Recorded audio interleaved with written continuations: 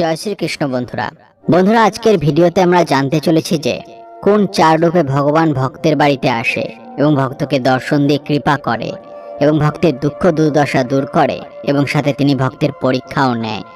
এই কথা শাস্ত্রে উল্লেখিত আছে যে ভগবান বারবার নানা রূপে নানাভাবে ভক্তের পরীক্ষা নেয় এবং ভক্ত যদি সেই পরীক্ষায় উত্তীর্ণ হয় তাহলে সেই ভক্তকে তিনি অপার সুখ শান্তি প্রদান করে এবং ভক্তের জীবন পরিবর্তন হয়ে যায়। তবে যদি ভক্ত এই পরীক্ষায় ব্যর্থ হয় তবে তার জীবনে দুঃখ দুর্দশা লেগেই থাকে এবং কিছুতেই সেই দুঃখ দুর্দশা দূর হয় না। তাই এই চারজন যদি আপনার বাড়িতে আসে তাহলে কখনো ভুলেও তাদেরকে বাড়ি থেকে ফেরাবেন না। হতে পারে যে স্বয়ং ভগবান এই রূপ ধারণ করে আপনার বাড়িতে এসেছেন আপনার পরীক্ষা নিতে, আর এই পরীক্ষায় ব্যর্থ হওয়ার অর্থ হলো আপনার জীবনে দুঃখ কষ্ট দুর্দশা ঘিরে ফেলা। তাই খুব সাবধান যদি এই চারজনকে নিজের বাড়িতে আসতে দেখেন। তাহলে চলুন দেরি না করে জেনে নেওয়া যাক যে কোন চার রূপে ভগবান স্বয়ং ভক্তের বাড়িতে আসে ভক্তকে পরীক্ষা করতে। বন্ধুরা, ভিডিওটিতে এগোনোর আগে আপনাদের কাছে একটু অনুরোধ রাখছি, আপনারা যদি এই চ্যানেলে প্রথমবার এসে থাকেন তাহলে অবশ্যই চ্যানেলটি সাবস্ক্রাইব করবেন এবং বেল বাটনটি অন করে দেবেন যাতে সমস্ত ভিডিওর নোটিফিকেশন আপনার কাছে পৌঁছে যায়। ভিডিওটি দেখে যদি ভালো লাগে তাহলে অবশ্যই একটি লাইক করবেন এবং সবাইকে শেয়ার করবেন যাতে তারাও ভিডিওটি দেখে উপকৃত হয় এবং কমেন্টে জয় শ্রীকৃষ্ণ লিখতে ভুলবেন না। এবার চলুন জেনে নেওয়া যাক। বন্ধুরা, এই চারজন লোককে কখনো বাড়ি থেকে খালি হাতে ফেরাবেন না, কারণ এরা আপনার জন্য সৌভাগ্য ও আশীর্বাদ নিয়ে আসে। এদের মধ্যে দিয়ে স্বয়ং ঈশ্বর আপনাকে আশীর্বাদ করেন। প্রথম হলো, যদি আপনার বাড়িতে বা আপনার কাছে দানের জন্য কোনো হিজড়া আসে তাহলে এদের নিজের সাধ্যমতো দান দেবেন, কারণ হিজড়াদের করা আশীর্বাদ সর্বদা আপনার মঙ্গল করে। স্বয়ং ভগবান এদেরকে বর দিয়েছিলেন এবং এটাও সাথে বলেছিলেন যে যারা এদের সাথে ভালো ব্যবহার করবে এবং এদের সাহায্য করবে তারা স্বয়ং ভগবানের আশীর্বাদ লাভ করবে এবং তার জীবনের সকল সমস্যা ভগবান দূর করবে। অনেকেরই এরকম স্বভাব আছে যারা হিজড়া দেখলে বাড়ি থেকে বের করে দেয় বা কোনো রকম দান করে না। যদি আপনি এরকম করে থাকেন তাহলে সাবধান হয়ে যান, কারণ স্বয়ং ভগবান এই রূপে আপনাকে পরীক্ষা করতে পারে। আর যদি আপনি এই পরীক্ষায় ব্যর্থ হন তাহলে আপনার জীবনে দুঃখের অন্ত থাকবে না। যদি বেশি কিছু না পারেন তাহলে অন্তত নিজের সাধ্যমতো যা পারবেন তাই দেবেন, কিন্তু কখনোই খালি হাতে ফেরাবেন না। দ্বিতীয় হলো, যদি আপনার বাড়িতে কোনো দুস্থ লোক, অসুস্থ লোক, খোড়া বা কোনো লোক সাহায্যের জন্য আসে তাহলে কখনোই তাদের নিরাশ করবেন না। বন্ধুরা, আমাদের অনেকের মনে একটা চিন্তা আসে যে এখন সব ভিক্ষুকেরা ফেক, এদের কোনো কিছু দেওয়া উচিত নয়। এটা সত্যি যে এরকম অনেক ভণ্ড ভিক্ষুক ঘুরে বেড়ায়, কিন্তু তার মানে এই নয় যে প্রত্যেকটা ভিক্ষুকই ভণ্ড। এরকম বহু মানুষ সত্যিকারের আছে যারা প্রকৃতপক্ষে দুস্থ, অসুস্থ এবং তাদের প্রকৃতপক্ষে সাহায্যের খুবই প্রয়োজন। তাই বাড়িতে কখনো দুস্থ লোক আসলে বা খোড়া লোক আসলে তাদেরকে খালি হাতে ফেরাবেন না এবং ভগবানের নাম নিয়ে কিছু না কিছু অবশ্যই দান করবেন, এতে আপনার মঙ্গল হবে। তৃতীয় হলো, যদি কোনো বৃদ্ধ লোক আপনার কাছে কিছু সাহায্য চাইতে আসে তাহলে কখনো খালি হাতে ফেরাবেন না। বন্ধুরা, বৃদ্ধ লোকেদের ভুলেও বাড়ি থেকে খালি হাতে ফেরাবেন না, বা রাস্তায় কখনো কোনো বৃদ্ধ লোককে ভিক্ষা করতে দেখলে তাকে অবশ্যই কিছু দান করুন, কারণ এনারা খুব কষ্টে ভিক্ষা করে দিন কাটাচ্ছে। পারলে একটু বেশি করে ভিক্ষা দিন, যাতে 2-3 দিন আর কিছু না করে খেতে পারে আর কোনো কষ্ট করতে না হয়। এরকম বহু কাহিনী দেখা গেছে যেখানে ভগবান স্বয়ং ভিক্ষুক রূপ নিয়ে বাড়িতে এসেছেন ভক্তের পরীক্ষা নিতে, আর খালি হাতে ভক্ত যদি ভগবানকে ফিরিয়ে দেয় তাহলে সেই ভক্তের জীবনও অন্ধকার ভরে যায়। তাই বাড়িতে কখনো ভিক্ষুক এলে অন্তত নিজের সাধ্যমতো যা পারবে সেটা দান করুন, এতে আপনার মঙ্গল হবে। চতুর্থ হলো, যদি আপনার বাড়িতে কোনো পশু পাখি আসে তাহলে আপনি অবশ্যই কিছু না কিছু দান করবেন।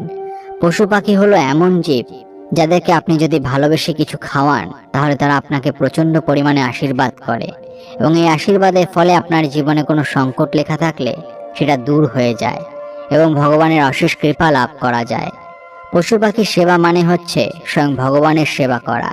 ভগবান শ্রীকৃষ্ণ নিজেও পশু পাখি খুব ভালোবাসতেন। আপনি যদি ভগবান শিবকেও দেখেন তাহলেও দেখবেন তিনিও পশু পাখি খুব ভালোবাসে, এই কারণে তাকে পশুপতিও বলা হয়। তাই বাড়িতে কখনো কোনো পশু পাখি এলে তাদেরকে খালি মুখে ফিরিয়ে দেবেন না। বাড়িতে যা খাবার আছে সেটাই তাদেরকে খেতে দিন, এতে আপনার অনেক অশুভ প্রভাব কেটে যাবে। তো বন্ধুরা, এই চারজন যদি বাড়িতে আসে তাহলে বুঝবেন স্বয়ং ঈশ্বর আপনার বাড়িতে এসেছেন আপনাকে আশীর্বাদ দিয়ে আপনার জীবনের দুঃখ কষ্টকে হরণ করতে এবং আপনার জীবনে সুখ শান্তি এনে দিতে। তাই অবশ্যই এই চারজনকে বাড়ি থেকে খালি হাতে দূর করবেন না। এবার চলুন কিছু অনুপ্রেরণামূলক উক্তি শুনে নেওয়া যাক। তুমি যদি কারোর কাছে একটি মিথ্যা বলো, তাহলে তার কাছে তোমার সমস্ত কথাই প্রশ্নবিদ্ধ হবে। শান্ত সাগরের কেউ দক্ষ নাবিক হতে পারে না। কাগজের নৌকা দেখতে অনেক সুন্দর হয়, কিন্তু তার জলে ভিজে যায়। তেমনি আবেগ যতই মধুর হোক না কেন, বাস্তবতার মাঝে অল্প সময়ে বিলীন হয়ে যায়। মানুষের মন বোধহয় একই রকম, যখন মন খারাপের কোনো কারণ থাকে না, তখন নিজে থেকেই মন খারাপ হয়ে যায়। চিন্তা করো না, কেউ বিনা কারণে তোমাকে ঘৃণা করলে একদিন বিনা কারণে তোমার ভাগ্যে ভালোবাসাও জুটবে। মূর্খ নিজে তার যতটা ক্ষতি করে, শত্রুও তার ততটা ক্ষতি করতে পারে না। ডাঙায় যে নৌকা থাকে তা সবসময় নিরাপদ, কিন্তু নিরাপদে থাকার জন্য তো নৌকা সৃষ্টি হয়নি।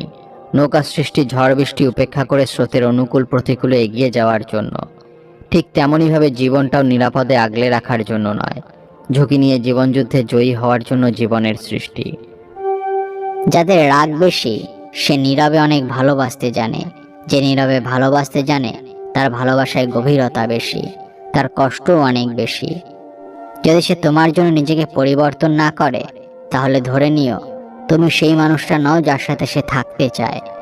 পৃথিবীতে কোনো কিছুই অসম্ভব নয়। সৃষ্টিকর্তার উপরে ভরসা রাখো, তোমার ইচ্ছা পূরণ এমনিই যথেষ্ট হবে। কাউকে ঠকানোর আগে ভেবে নিও যে নিজে ঠকলে কেমন লাগবে। জীবনের হালখাতে তোমাকেও তো একদিন হিসাব বুঝে নিতে হবে। প্রকৃতির দেনা পাওনা যে বড় কঠোর। কাউকে অবহেলা করার আগে মেপে নিও ঠিক কতটুকু অবহেলা করবে। কাউকে কষ্ট দেওয়ার আগে জেনে নিও তুমি কতটা কষ্ট সহ্য করতে পারবে। ফটো নয়, চরিত্র এডিট করো, ভবিষ্যৎ ভালো হবে।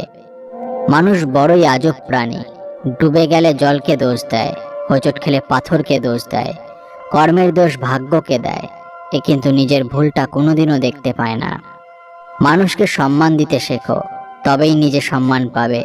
চোখের জল সহজেই মুছে ফেলা যায়, কিন্তু চোখ থেকে জল পড়ার কারণটা সহজে মুছে ফেলা যায় না। তুমি অন্যকে যা দেবে সেটাই ফেরত পাবে, সেটা সম্মান হোক কিংবা কষ্ট। মানুষ সেই লড়াইটা কখনোই জিততে পারে না যেখানে শত্রু তার আপনজনই হয়। এখন মানুষ ভালো স্মৃতিগুলোকে পেন ড্রাইভে রাখে আর খারাপ স্মৃতিগুলোকে মনে রাখে। চোখে জল তখনই আসে যখন মুখের কথা বুকে এসে আঘাত করে। যে তোমাকে ছেড়ে যেতে চায় তাকে কখনো বলো না যে আমি তোমাকে ছাড়া বাঁচবো না।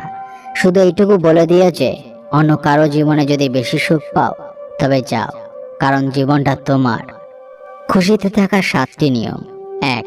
টাকা ইনকাম করুন। 2. মায়া ত্যাগ করুন। 3. অতিরিক্ত আশা ছেড়ে দিন। 4. চিন্তা করা বাদ দিন, হাসি খুশি থাকুন। 5. নিজেকে সময় দিন। 6. যা কিছু হয়ে যাক না কেন সবসময় নিজেকে বলুন কিছু হয়নি, সব ঠিকঠাক আছে। 7. মিথ্যা ভালোবাসার পেছনে ছুটবেন না। কিছু মানুষ যতদিনে আমাদের মূল্য বুঝতে শেখে ততদিনে তারাই আমাদের কাছে মূল্যহীন হয়ে যায়। জল যেমন অনেক ঠান্ডা হতে হতে একসময় বরফ হয়ে যায়, ঠিক তেমনি একটা মন অনেক কষ্ট পেতে পেতে একসময় পাথর হয়ে যায়। কারোর সাথে এমন কথা বলার অভ্যাস করবেন না যাতে সেই মানুষটার কথা বলা বন্ধ করে দিলে আপনার শ্বাসকষ্ট হয়। বন্ধুরা, ভিডিওটি দেখে যদি ভালো লাগে তাহলে অবশ্যই একটি লাইক করবেন এবং সবাইকে শেয়ার করবেন যাতে তারাও ভিডিওটি দেখে উপকৃত হয়।